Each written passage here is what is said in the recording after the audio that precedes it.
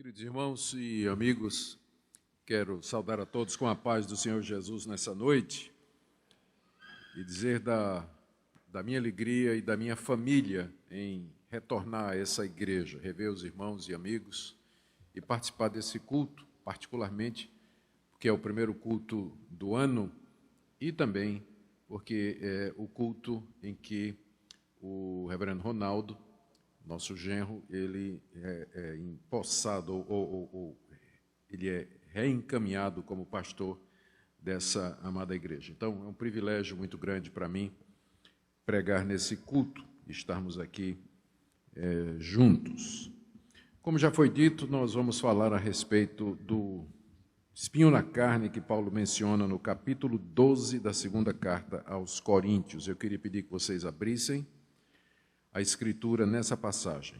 Segundo aos Coríntios, capítulo 12, nós vamos do verso 1 até o verso 10.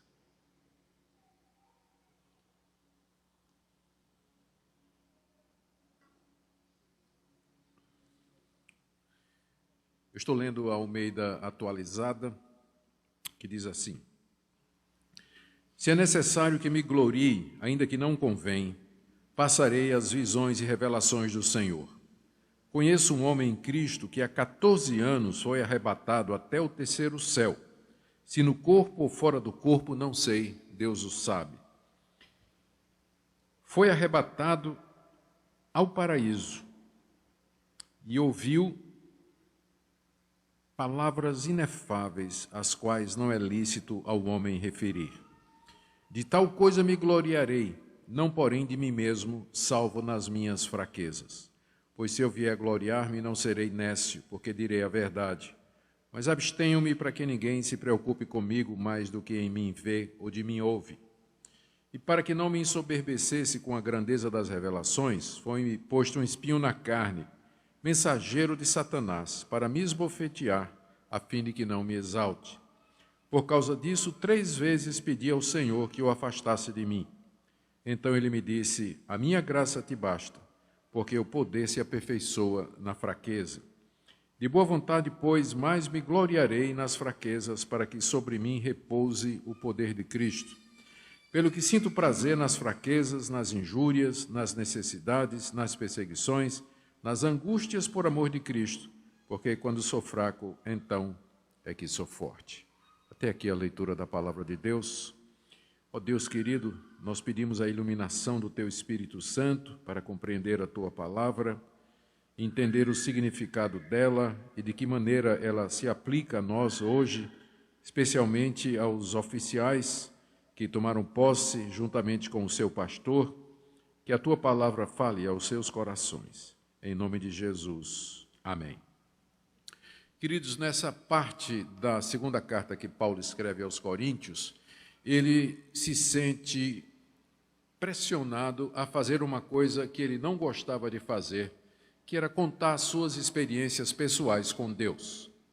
Se você dá uma olhada no livro de Atos e conhece as cartas que o apóstolo escreveu, você vai ver a ausência muito marcante desse tipo de coisa. Paulo só fala das suas experiências e do que aconteceu com ele quando o contexto o obriga. E a razão, ele declara aqui no verso 6, é que ele não quer que ninguém pense que ele é mais do que aquilo que ele prega ou do que aquilo que ele dá exemplo. Ele não quer atrair a atenção das pessoas para si, porque ele quer formar discípulos de Cristo e não seguidores do apóstolo Paulo. Por isso era a regra na vida de Paulo só falar das experiências que ele tinha com Deus quando era estritamente necessário. E era o caso aqui na igreja de Corinto, porque alguns falsos mestres, se autonomeando de apóstolos, haviam aparecido na cidade, estavam se infiltrando na igreja, questionando a autoridade do apóstolo Paulo, dizendo que ele não era um apóstolo genuíno, porque ele não fazia parte do grupo dos 12, enquanto que esses apóstolos, eram verdadeiros judeus. Paulo era um judeu da dispersão, era um judeu grego, não nasceu e não viveu na Judeia, mas em Tarso da Cilícia, que ficava no sul da Ásia Menor, a cerca de muitos 1000 quilômetros de distância. uma série de acusações e críticas contra o apóstolo Paulo, com o objetivo de minar a autoridade de Paulo e tomar a liderança da igreja. E uma das coisas que esses apóstolos estavam apresentando era histórias de experiências que eles tinham tido com Deus, experiências místicas, visões e revelações que eles tinham recebido da parte de Deus e que provavam que eles eram enviados de Deus, enquanto que o apóstolo Paulo não era. Então, forçado pelas circunstâncias, contra a sua prática, o apóstolo Paulo conta uma experiência que ele teve 14 anos passados, em que ele foi arrebatado até o terceiro céu, esteve na presença de Deus, na presença de Cristo, ouviu coisas extraordinárias e depois os efeitos dessa experiência na sua própria vida, que é aquilo de que realmente ele se gloriava. Nós vamos ver aqui que Paulo conta a experiência como se dissesse aos apóstolos: se vocês têm experiências, eu também tenho. Vejam se a de vocês é parecida com a minha. Já que agora o que está em jogo é comparar experiências, então eu vou contar uma, entre muitas, que ele teve. Mas ele vai dizer: eu não me glorio nisso, eu me glorio no que aconteceu depois da experiência, quando Deus me colocou um espinho na carne, para que eu não me ensoberbecesse e eu não ficasse orgulhoso. Então, é isso que nós temos diante de nós aqui na passagem que nós lemos. Eu quero ver com vocês, então, vou dividir o texto em duas partes. Na primeira parte, o relato da experiência em si, que vai do verso 1 até o verso 6, e depois os efeitos dessa experiência na vida do apóstolo Paulo. Poderia dizer as consequências dessa experiência na vida do apóstolo Paulo, que vai do verso 7 até o verso 10, com a conclusão a que ele chega depois de narrar tudo isso. Queira nosso Deus usar essa passagem na vida da sua igreja, e todos que aqui estão presentes, porque eu creio que há aplicações aqui, há princípios aqui que são válidos para todos os crentes em geral, e particularmente para os oficiais que foram empossados e também o vosso pastor. Muito bem, vamos começar aqui com o relato da experiência, e eu queria destacar alguns pontos aqui, do verso 1 até o verso 6. O primeiro deles é que esse tipo de experiência era alguma coisa particular do período apostólico. Paulo diz aí no verso 1, se é necessário que me glorie, ainda que não convém, passarei as visões e revelações do Senhor. Eu não creio que há muita diferença entre visão e revelação, eles querem dizer a mesma coisa. Ou seja, alguma comunicação sobrenatural da parte de Deus, sem ser através dos meios ordinários pelos quais ele fala conosco, como, por exemplo, a palavra, a providência, as circunstâncias. São comunicações diretas ao coração, à mente, ao espírito das pessoas. Isso na Bíblia tem o nome de visão ou revelação. E o apóstolo Paulo, aparentemente, tinha muitas. E nós podemos ler no livro de Atos várias delas.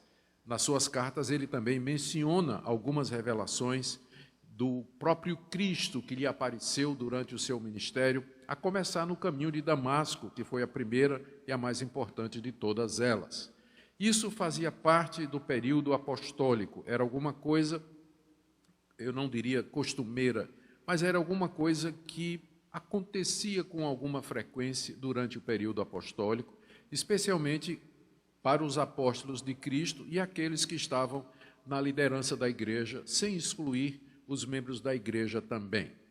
Uma vez que a forma final, perfeita e terminada, completa e suficiente de Deus falar conosco terminou, está pronta, que são as Escrituras do Antigo e do Novo Testamento, não é mais comum Deus falar conosco de maneira direta, como ele falava com o apóstolo Paulo e as pessoas daquela época. Então, o crente não é encorajado na Bíblia a esperar que Deus se revele a ele, revele a vontade dele através de sonhos, visões, aparições, vozes ou qualquer outra comunicação sobrenatural. Para conhecer a vontade de Deus, o crente hoje aprende a sua Bíblia, os princípios que estão colocados aqui, ora, pede a Deus direção e segue tomando as decisões que estão de acordo com a palavra de Deus, evitando escolher o pecado e escolhendo fazer o que é certo. E dessa maneira, Deus vai guiando a sua vida. É assim que Deus nos guia hoje, é assim que Ele se comunica conosco hoje. A segunda observação que eu queria fazer é que Paulo chama a atenção para a modéstia com que o apóstolo Paulo fala dessa revelação em particular. O texto todo está na primeira pessoa, aliás, está na terceira, ele fala da pessoa que teve a revelação como se não fosse ele. Ele diz assim: conheço um homem em Cristo. Esse homem é ele mesmo. Conheço um homem em Cristo, quer dizer, eu conheço um irmão, conheço um crente. Então, ele está falando dele mesmo, mas é que a modéstia do apóstolo Paulo está fazendo com que ele não diga, eu fui até o terceiro céu. Ele fala de uma outra pessoa, quando, na verdade, ele está se referindo a ele. A prova é que, no final da experiência, quem recebe o espinho na carne é ele e não esse outro homem em Cristo, não é? Porque quem passou pela experiência foi o apóstolo Paulo. Mas eu chamo a atenção para a modéstia, a simplicidade com que Paulo conta essa história para evitar parecer que ele está se gloriando. Ele não quer chamar a atenção dele, a atenção das pessoas para si. Ele diz, conheço um homem em Cristo, sei que o tal homem, verso 3, ele foi arrebatado ao paraíso, etc. Ele fala de uma outra pessoa. E já de saída a gente percebe aqui uma lição. A primeira, seguindo aqui o argumento. Experiências pessoais extraordinárias, elas não devem ser esperadas hoje. Não quer dizer que Deus não faça isso, porque Deus é Deus, a gente não pode colocá-lo dentro de uma jaula, por assim dizer, e dar a ele os limites da sua operação. Mas normalmente os crentes não vivem à base de sonhos, visões e revelações. Segunda coisa, se acontecer de alguém receber de Deus uma revelação extraordinária, uma experiência pessoal, ele deve, se for falar dela, só deveria fazê-lo se for obrigado. Se as circunstâncias exigirem, em vez de sair por aí falando e contando a todo mundo, olha, eu tive um sonho, eu tive uma visão, Deus me apareceu. A modéstia do apóstolo Paulo é um modelo para nós. E se você for contar as suas experiências com Deus, faça isso de uma maneira sóbria, não exagerando e não chamando atenção para você, como é o caso aqui do apóstolo Paulo. É interessante que os puritanos, que foram herdeiros dos reformadores, produziram grandes pregadores. Se você tiver a oportunidade de ler os sermões que eles escreveram a nossa confissão de fé, que é a base da teologia da nossa igreja, raramente eles contam experiências pessoais nos sermões que eles pregam. Exatamente porque eles têm receio de chamar a atenção para si. E quando eles falam de alguma experiência, é com simplicidade e modéstia, para que não pareça que eles estão se gloriando ou se gabando diante das pessoas. Então, esse é mais um ponto. O outro ponto que eu queria trazer para vocês aqui é o fato de que essa experiência que Paulo contou tinha acontecido 14 anos antes do momento em que ele está escrevendo essa carta. Se você fizer as contas, 14 anos antes de 1 Coríntios, Paulo tinha acabado de se converter e estava na região ali de Tarso e da Arábia, antes de ir para Jerusalém.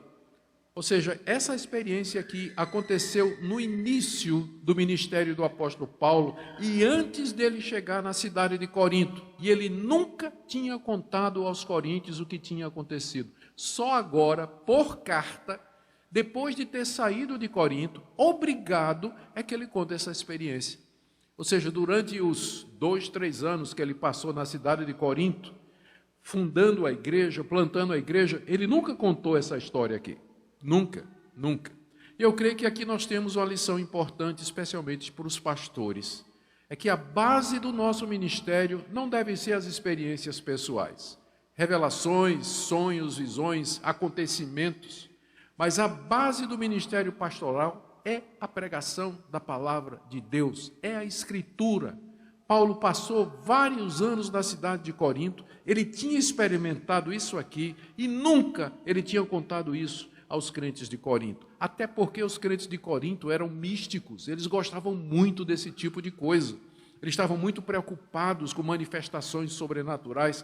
Paulo, de propósito, omitiu essa experiência extraordinária que ele tinha tido. Ele só contou porque estava sendo pressionado por conta daqueles apóstolos falsos que estavam entrando na cidade, alegando ter tido visões e revelações da parte de Deus. Por isso que ele começa essa passagem dizendo, se é necessário que eu me glorie, então vamos lá. Então, ele se viu obrigado e conta essa experiência que ele teve 14 anos atrás. Não é difícil ver a razão pela qual ele escolheu essa experiência, que é o próximo ponto que eu quero trazer para vocês aqui. É que ele passou por um arrebatamento. Arrebatamento. Arrebatamento é uma tomada súbita, acima das nossas forças, para algum evento ou algum lugar extraordinário. Nós temos alguns casos de arrebatamento no Antigo Testamento e no Novo. No Antigo Testamento diz que Elias foi arrebatado para o céu num carro de fogo. Antes disso, em Gênesis, nós lemos que Enoque foi levado para o céu por Deus, poderosamente. Nós lemos no Novo Testamento que Filipe, depois de evangelizar o eunuco, foi arrebatado pelo Espírito Santo e foi parar lá na região de Gaza, onde ele saiu evangelizando as cidades do litoral. Talvez a relutância de Paulo em contar essa experiência em que ele foi arrebatado até o céu era que as pessoas pensassem que ele estava se colocando em pé de igualdade com Enoque e com Elias, os dois do Antigo Testamento que tinham sido arrebatados. Então, é uma experiência extraordinária. Paulo nem sabia exatamente o que tinha acontecido. Ele diz que foi arrebatado e ele diz no final do verso 2, se no corpo ou fora do corpo, não sei, o que importa é que Deus sabe. E a mesma coisa no verso 3. Paulo não tinha certeza se esse arrebatamento tinha sido físico, ou seja, que ele foi levado em corpo até a presença de Deus, como Enoque que subiu no céu, aos céus, como Elias que subiu aos céus. Ele não sabe se foi daquele tipo ou como aconteceu provavelmente com Jesus quando foi tentado pelo diabo, que diz que o diabo levou até o alto do templo. Aquilo ali naturalmente não foi alguma coisa física, mas um transporte em espírito, como por exemplo do profeta Ezequiel. Várias vezes o profeta Ezequiel diz que o Espírito de Deus o transportou até um vale onde estavam ossos secos cobrindo toda a superfície. Lembra da parte de Ezequiel que fala dos ossos secos? Ele foi transportado em espírito até lá. Não foi no corpo, mas foi em espírito. Então Paulo não sabe que tipo de experiência foi essa. O que ele sabe é que ele foi arrebatado por Deus. Veja que não foi alguma coisa que Paulo procurou. Não foi alguma coisa que Paulo induziu, não foi alguma coisa que Paulo orou, não foi alguma coisa, algum merecimento da parte do apóstolo Paulo, mas alguma coisa soberana que Deus fez no início da vida missionária de Paulo, provavelmente para prepará-lo para a sua missão de pregar o evangelho aos gentios e para os sofrimentos que ele haveria de enfrentar na sua vida e para que ele entendesse o propósito desses sofrimentos. O ponto é que ele se vê naquilo que ele chama aqui de paraíso. Foi arrebatado até o terceiro céu, verso 2, e no verso 4, foi arrebatado ao paraíso. Terceiro céu e paraíso são dois nomes para o mesmo lugar. Na cosmologia judaica, o terceiro céu ou paraíso é o nível mais alto. São 3 níveis. Tem o primeiro céu, que é o espaço que está acima de nós. Depois o segundo céu é o firmamento onde estão as estrelas. E o terceiro céu é onde está o trono de Deus, onde Deus está sentado onde Cristo está sentado à direita de Deus, adorado e servido pelos anjos. Essa é a visão de céu do judaísmo daquela época. Paulo provavelmente está se valendo disso aqui, quando ele fala do terceiro céu. Quando ele diz que foi arrebatado ao terceiro céu, quer dizer que ele foi arrebatado ao mais alto local possível que alguém poderia ser arrebatado, que é chegar até a presença de Deus. E quando ele esteve lá, ele diz aqui, no verso 4, ele ouviu palavras inefáveis, palavras gostosas, palavras de conforto, palavras gloriosas, uma comunicação direta da parte de Deus em Cristo Jesus para ele, a ponto de Paulo dizer aqui que não é lícito ao homem referir. Era como se ele dissesse: eu não vou dizer a vocês o que eu ouvi, né? Muita coisa, eu vi coisas que não é lícito, eu não posso, eu não estou permitido contar para vocês. Talvez ele fosse descrever a glória de Deus, talvez ele fosse descrever a majestade de Cristo, o grande culto celestial acontecendo no terceiro céu permanentemente, enfim, a glória e a majestade de Deus, alguma coisa semelhante ao livro de Apocalipse, bastante parecido, provavelmente com alguma coisa assim. E é como se Paulo dissesse: não sou eu que vou falar disso, vai ser o apóstolo João. João é que descreve a glória de Deus no céu, as multidões, os anjos, os querubins e serafins adorando a Deus na eternidade. Mas o ponto aqui é a veracidade disso. Naquela época não, algum tempo depois, antes do apóstolo Paulo, eram conhecidos os livros apócrifos, como, por exemplo, o segundo livro de Esdras, a Ascensão de Moisés. Eram livros que foram escritos no período interbíblico entre Malaquias e João Batista, em que os judeus contavam experiências místicas, e tem vários livros desse período que narram em detalhes essas viagens que alguém fez até o céu, e narra com conhecimento, com precisão, como era a presença de Deus, a roupa dos anjos, o trono de Deus, em detalhes assim, não é? Paulo diz assim: olha, eu não tenho nem, eu nem sei como foi essa experiência. Não parece muito mais que isso aqui está correto do que a elaboração detalhada dessas pessoas, que parece muito mais uma ficção? Eu não sei, eu estava vendo aí na internet um dia desse, que tem uma mulher aí que de vez em quando ela vai no inferno, e ela volta e traz uma descrição detalhada de como é o inferno, o sofrimento dos ímpios, o local em si, os instrumentos que os demônios usam para atormentar os ímpios e tudo mais, né? Parece bem diferente da atitude e do espírito dos autores do Novo Testamento, quando eles falam dessas coisas com extrema modéstia, não é? Com extrema modéstia, com apenas o suficiente para que nós saibamos aquilo que é essencial. Mais um ponto aqui que eu queria dizer para vocês a respeito dessa experiência do apóstolo Paulo, é que ele não se gloriava disso, embora ele tenha começado dizendo que, já que é para se gloriar, eu vou me gloriar. O leitor pensa que ele está contando essa experiência como motivo de glória, mas na verdade não é. Ele diz no verso 5, de tal coisa me gloriarei, porém de mim mesmo, não porém de mim mesmo, salvo nas minhas fraquezas.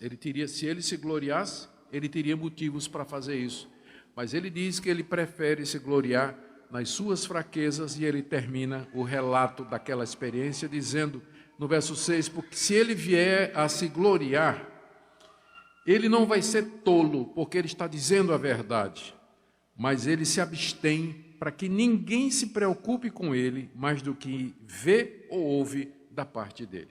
É aquilo que eu disse no início.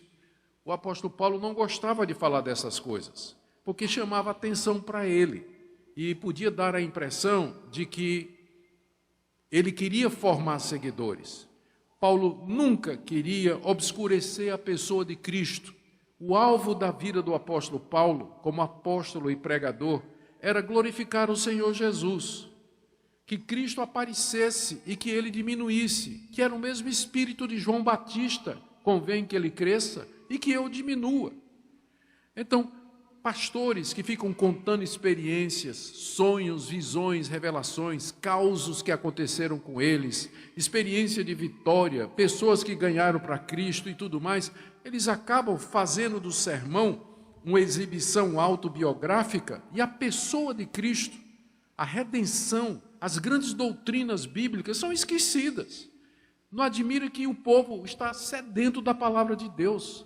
Não admira que as pessoas estão cansadas dessas igrejas que vivem em torno de causa, de propósito, de campanha e pregação, exposição da palavra de Deus há muito pouco, ou quase nenhuma.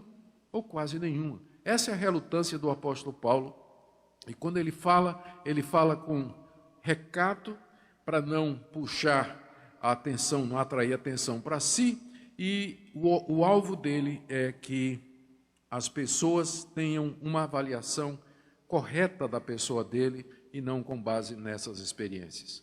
São muitas lições preciosas que nós podemos tirar aqui, não é, para nós, dessa experiência do apóstolo Paulo. Eu já falei que nós não devemos esperar que isso aconteça conosco. Aliás, através da história da igreja, eu não conheço nenhum caso devidamente documentado e claro de alguém que foi arrebatado como Elias, ou como Enoque, ou como o apóstolo Paulo, ou como o diácono Filipe, até o terceiro céu na presença de Deus. Há muita gente que diz que sim. Mas quando a gente compara o espírito, a atitude, a gente percebe a grande diferença que existem entre essas experiências.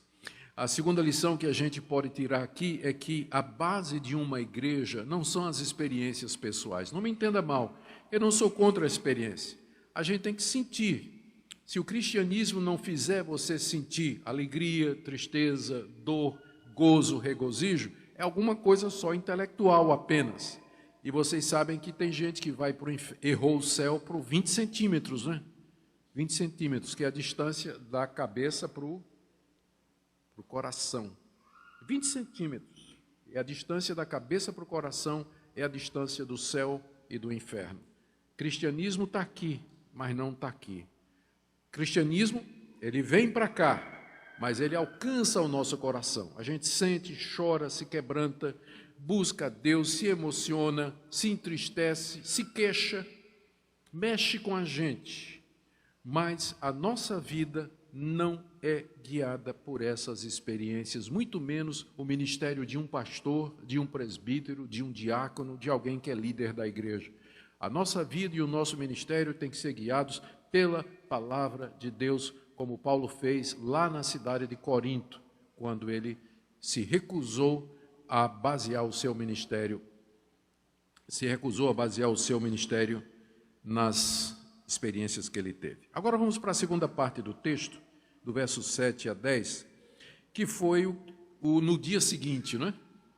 Isso aqui é experiência gloriosa, subir até o céu, ouvir palavras maravilhosas, mas tem o dia seguinte, tem a ressaca, né, da experiência, por assim dizer. O que é que aconteceu depois da experiência?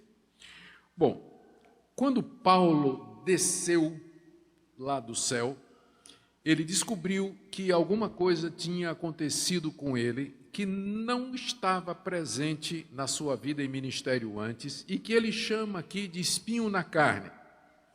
Esse espinho na carne, o que quer que tenha sido, ele aparece na vida do apóstolo Paulo após a experiência e produziu alguns efeitos. Paulo, agora, quando ele reflete sobre isso, eu quero também destacar alguns pontos aqui.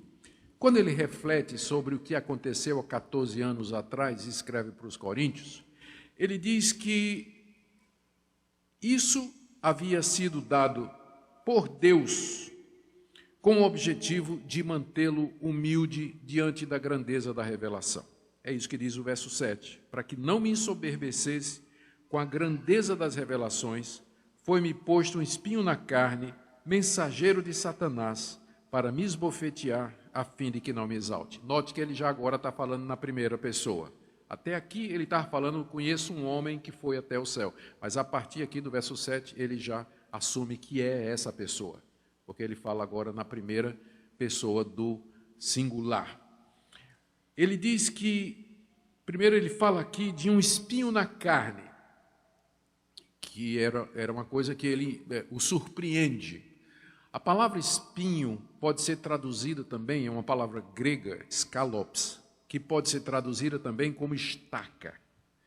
E é uma referência às estacas que eram usadas, era estaca para prender tendas, mas também estacas que eram usadas nas arenas para matar os condenados através de empalamento, que era a introdução no corpo da pessoa de pedaços de madeira, através dos todos os orifícios possíveis. Então, era uma maneira cruel de matar alguém, é empalá-lo, empalar aquela pessoa com essas estacas agudas e grandes de madeira.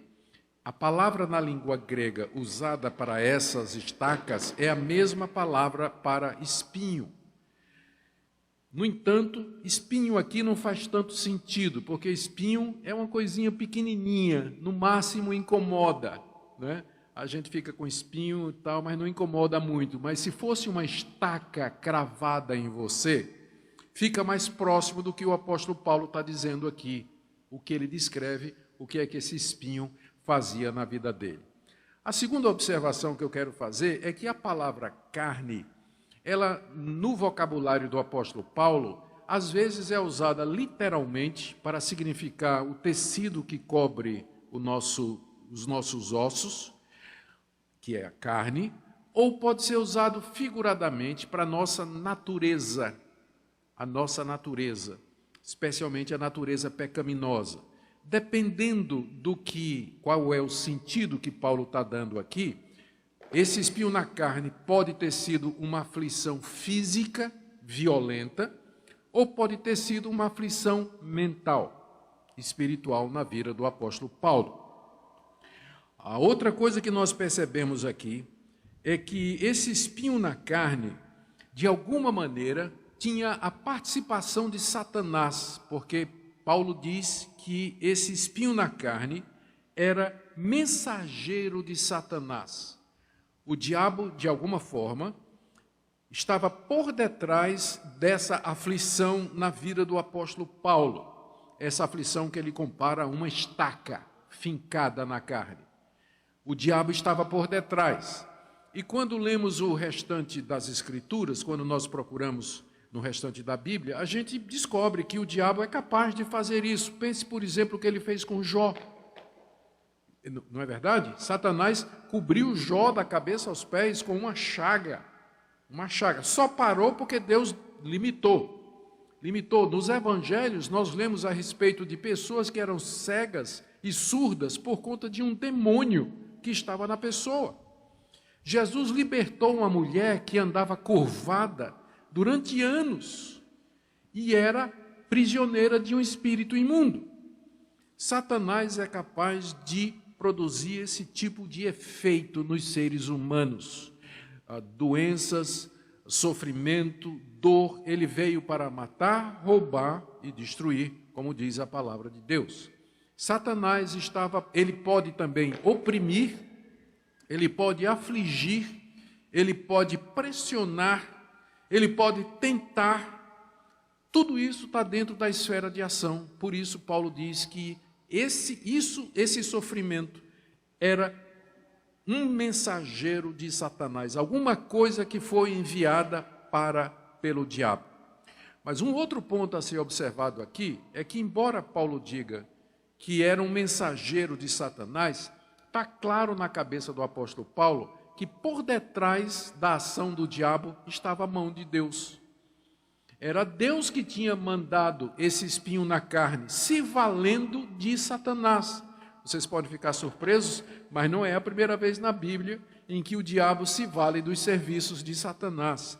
No Antigo Testamento, várias vezes Deus permitiu ou mandou espíritos atormentar, por exemplo, o rei Saul, e diz claramente, Deus mandou um espírito atormentar o rei Saul.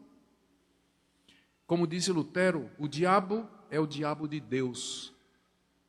O diabo é um ser caído, ele é uma criatura, e como criatura, ele está debaixo da autoridade de Deus. Deus diz a Satanás, vai, ele vai. Deus diz a Satanás, você só vai até aqui, e o diabo só vai até aqui. Foi assim que Deus reprimiu a ação do diabo na vida de Jó. Foi por isso que Jesus Cristo disse a Pedro, Satanás te pediu para te cirandar, mas eu orei por ti para que tua fé não desfaleça. O diabo está debaixo da autoridade soberana de Deus, e aqui nesse caso, ele serve ao propósito de Deus. Ele vem afligir o apóstolo Paulo, de uma maneira que Paulo aqui descreve da seguinte maneira, para me esbofetear. A sensação que Paulo tinha era de alguém que estava sendo esbofeteado. O bofete aqui não é um tapão que a gente dá assim, mas é um tapa de desprezo que é dado com as costas da mão. E tem como objetivo humilhar a pessoa. Não somente ferir a pessoa, mas humilhar a pessoa. Você bate nela, na cara da pessoa, com as costas da mão. Então, era uma das piores formas de insulto e de humilhação naquela época. Então, esse espinho na carne, o que quer que tenha sido, era alguma coisa satânica, alguma coisa extremamente dolorida, como uma estaca, e alguma coisa que humilhava o apóstolo Paulo. Humilhava o apóstolo Paulo.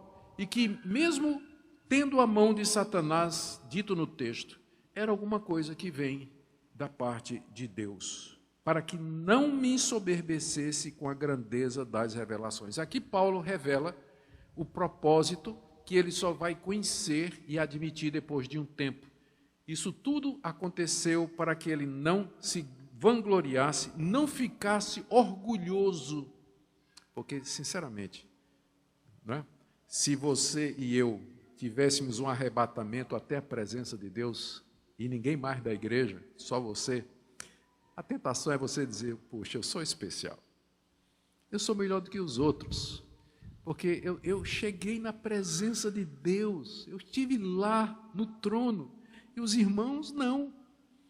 Não é essa tendência do nosso coração, toda vez que a gente sente que recebeu um privilégio, uma bênção, alguma coisa mais do que os outros, é a gente assim fazer uma comparação e dizer, isso me aconteceu porque eu sou melhor, ou porque eu mereci, ou porque então Deus viu em mim alguma coisa extraordinária, não é?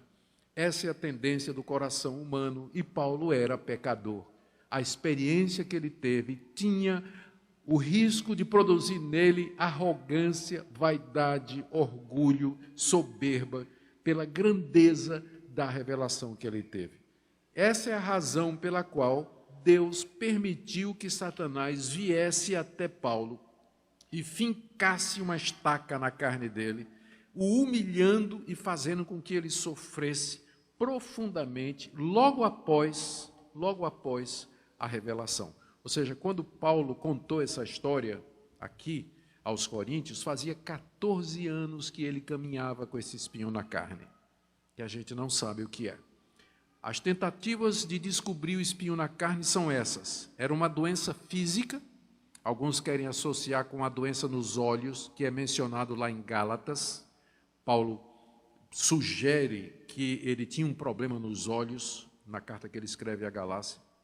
Alguns acham que era depressão que ele sofria porque era rejeitado pelos judeus, os seus compatriotas.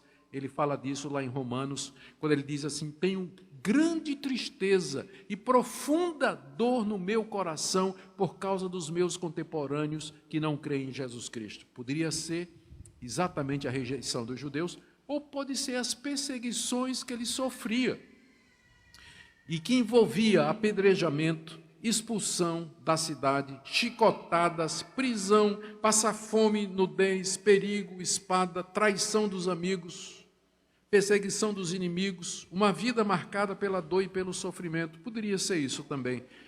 A minha opção é por isso aí, pelo que a gente vai ver aqui no final do texto. Mas era alguma coisa extremamente dolorosa. Qual foi a primeira reação de Paulo quando ele sentiu a fisgada do espinho? Qual foi a primeira reação dele? A reação que eu e você teríamos normalmente e temos normalmente quando o sofrimento bate em nossa porta. que é que a gente faz quando a dor chega? Quer seja uma angústia mental causada pela preocupação e ansiedade com o futuro, especialmente em situação financeira, a sua segurança quando você ficar velho, doente, vem sob a forma de uma aflição mental e de angústia. O que é que você faz quando isso chega em você? Ou a doença dolorida, dolorosa, quando ela chega em você, o que é que você faz? A primeira coisa que você faz é orar e pedir para Deus: Deus, por favor, tira isso. Perfeitamente normal, e foi o que o apóstolo Paulo diz aí, que ele fez a princípio no verso 8. Por causa disso, 3 vezes pedi ao Senhor que o afastasse de mim. 3 vezes ele pediu a Deus que afastasse o mensageiro de Satanás da sua vida. 3. Significa que Paulo queria muito, porque eu e você pedimos 10, 15 vezes. Para Paulo pedir uma coisa 3 vezes, não é? Então, é que realmente ele queria intensamente. Eu imagino até a cena, não é? Imagino até a cena de Paulo fervorosamente buscando ao Senhor, como que dissesse: eu não estou entendendo, o Senhor acabou de me levar para o 3º céu, e quando eu desço tem um mensageiro de Satanás esperando já para me esbofetear. Por favor, tira isso de mim, isso é incômodo, isso dói. Eu não sei se eu posso te servir sentindo dor, ou com essa aflição que eu estou sentindo na minha mente, no meu coração, com todas essas perseguições. Por favor, Senhor, me livra disso, me dá a libertação disso aí.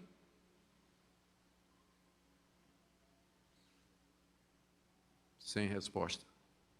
2ª vez: Senhor, eu vou orar de novo, acho que o Senhor não me escutou, né? Ou talvez, né, eu não tenha orado da forma correta, mas eu quero pedir para o Senhor me livrar disso, dessa angústia, porque é insuportável, Deus. Como é que eu posso te servir dessa maneira? O ministério da pregação, como é que eu posso viajar de uma cidade para outra, perseguido, aflito, doente, como é que eu posso fazer isso? Nada. 3ª vez, repete as mesmas palavras. Parece familiar? Lá no Getsemane, não é? Repete pela 3ª vez as mesmas palavras. E finalmente Deus diz: não. A resposta de Deus é não. O que significa que quando Deus dá um não, não é falta de fé. Porque às vezes as pessoas dizem isso, né? Se Deus não atendeu sua oração, é falta de fé. Você acha que foi falta de fé do apóstolo Paulo? Acha que foi falta de fé dele? Não orou com fervor, com insistência? Claro que sim. Mas é que Deus tinha uma coisa melhor.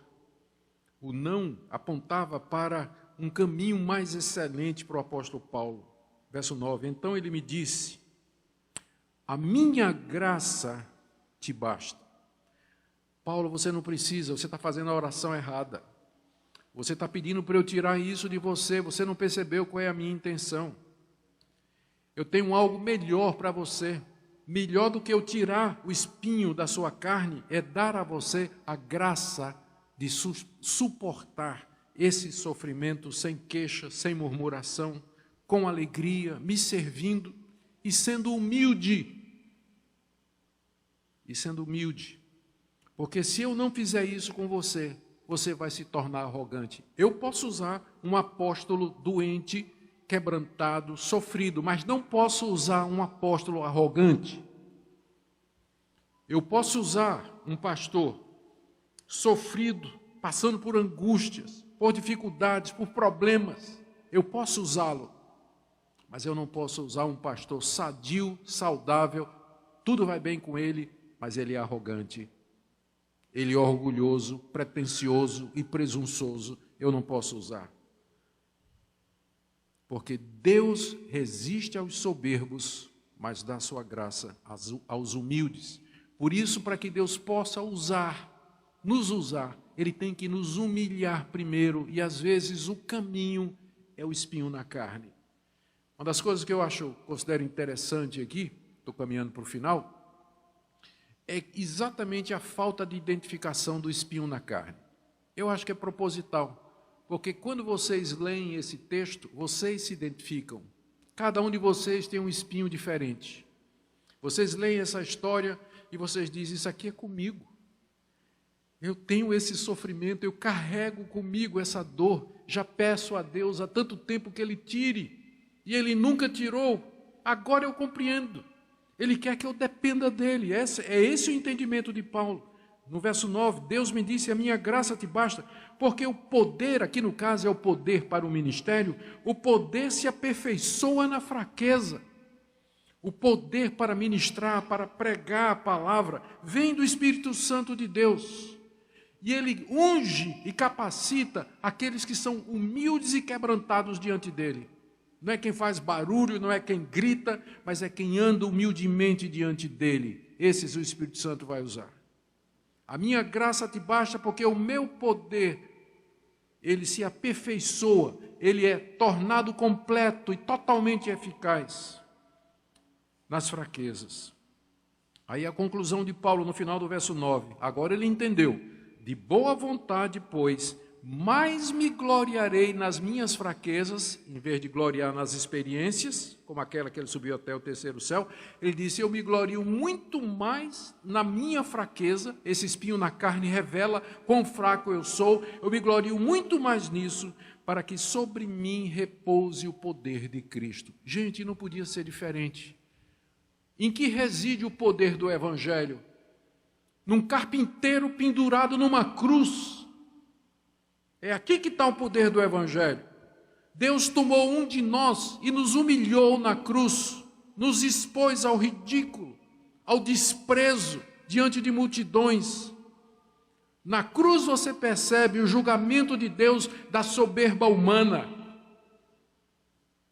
E se você é discípulo de Cristo, não vai ser diferente com você, não. Você vai experimentar a cruz, que poderá vir de diversas maneiras. Veio sob a forma de um espinho na carne para o apóstolo Paulo, mas vem de outras maneiras para vocês. Para o pastor dessa igreja, para os seus presbíteros e para os seus diáconos. Porque esse é o segredo do poder espiritual da igreja, o quebrantamento, a humildade. E às vezes Deus tem que fazer isso conosco, para que Ele possa manifestar o poder do Cristo crucificado e ressurreto através de nós. Por isso, com isso ele termina, no verso 10, pelo que sinto prazer nas fraquezas, nas injúrias, nas necessidades, nas perseguições, nas angústias, por amor de Cristo, porque quando sou fraco, então é que sou forte. Eu me lembro que eu já contei aqui uma história para vocês, nas diversas vezes que eu preguei aqui, eu tenho uma memória de que eu já contei essa história para vocês, mas eu vou contar de novo. É uma história que eu vi que eu acho que ilustra muito bem isso aqui que nós acabamos de ver. É uma história que eu recebi como verdadeira. Teve um retiro de pastores, e num local muito bonito, que tinha um açude. E depois, nos intervalos dos estudos bíblicos e devocionais, os pastores iam para o açude nadar. E tinha uma placa avisando que o açude era fundo, lá no meio, e que o pessoal tivesse muita cautela com isso.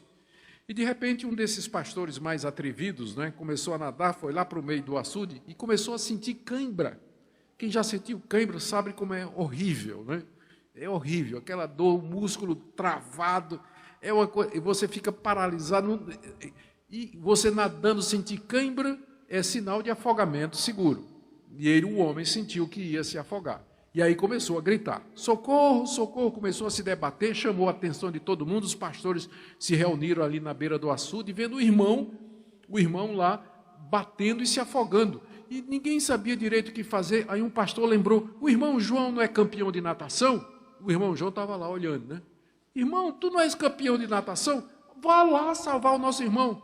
E o pastor João só olhando, e o irmão lá, se afogando, se afogando, se afogando. Finalmente, o irmãozinho se afogando, desceu para morrer afogado. O irmão João tirou o paletó, tirou a camisa dele, pulou na água, 3, 4 braçadas, chegou lá no meio, pegou tranquilamente o irmãozinho, trouxe seguro e salvo à beira do açude. Os pastores cercaram o pastor João. Você é malvado. Você é cruel, desde o início você podia ter salvado ele. Por que você não foi salvá-lo antes? João respondeu, Se eu tivesse ido enquanto ele tinha forças, ele tinha se agarrado comigo e os dois iam morrer. Eu só podia salvá-lo quando ele tivesse desistido dele mesmo. Só então eu poderia salvá-lo. É assim que Deus age, que até você desistir de você, até aquele ponto em que você diga, eu me glorio somente nas minhas fraquezas. Então, o poder do Evangelho, o poder de Cristo, se manifestará nessa igreja, na sua vida, na vida dos oficiais da igreja e do seu pastor. Amém? Que Deus abençoe a vida de vocês, abençoe o reverendo Ronaldo, no seu ministério entre vocês, os presbíteros que foram reeleitos, diáconos e todos vocês. Vocês são uma igreja muito querida minha. Deus os abençoe.